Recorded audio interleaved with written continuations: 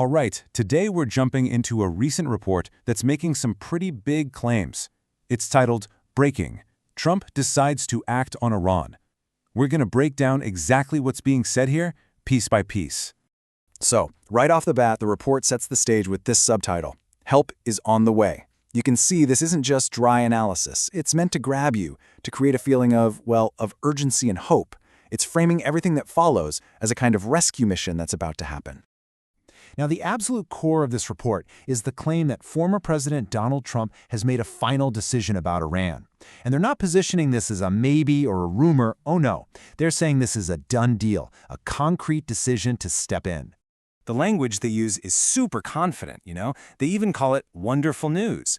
But right in the middle of this supposedly definitive claim is this huge, vague phrase. He's decided to do something. And that, of course, leaves the biggest question of all just hanging in the air. Okay, so if the decision to act is a sure thing, then what's next? What does action even mean in this context?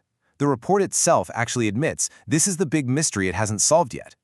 So the source asks the question directly. And while they don't give a straight answer, they do lay out a whole range of possibilities. Things they say are being whispered by those close to him. And wow, these options could not be more different from each other. I mean, on one end, you've got full-on direct military force. We're talking strikes on key targets. And then on the complete other side of the coin, you have non-violent support, like helping protesters with secure communication. It just goes to show you how much uncertainty is really hiding inside this definitive claim. So how do they justify this potential intervention? Well, the report ties the whole decision to the protests happening inside Iran.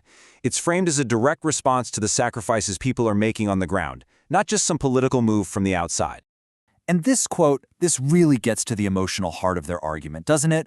It's suggesting that the world has a responsibility to get involved. It casts any action as a moral duty, to make sure the lives lost in these protests actually meant something.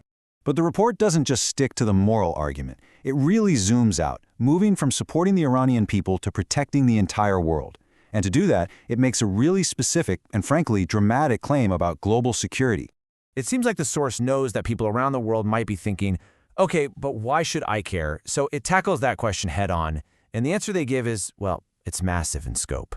And here it is, the number at the center of their global argument, 70%. The claim is that if the current Iranian regime were removed, the world would instantly become 70% a better, safer place. That's an unbelievably precise and bold statement to make. So how do they possibly get to that 70% number? It all comes down to this one idea, that the current regime has its evil tentacles in, and I'm quoting, everything destructive. By tying the regime to pretty much all forms of terror, the report claims that taking them out would have this immediate, gigantic, positive impact on the whole world. So after laying out the what and the why, the report shifts gears to the when. It gives us a very specific, very near future timeline to keep an eye on for the next part of this story. And that key date is this coming Tuesday. The report says there are meetings scheduled, which makes it feel like a real tangible event. It suggests that this vague idea of action might finally start to get some real details. And that's where we're left, right at this crossroads. The report presents a world where a decision has been made, for sure. But the outcome, whether it's liberation or a much bigger conflict, that is completely up in the air. So the real question isn't just what will happen, but whether this report is actually predicting the future or trying to create it.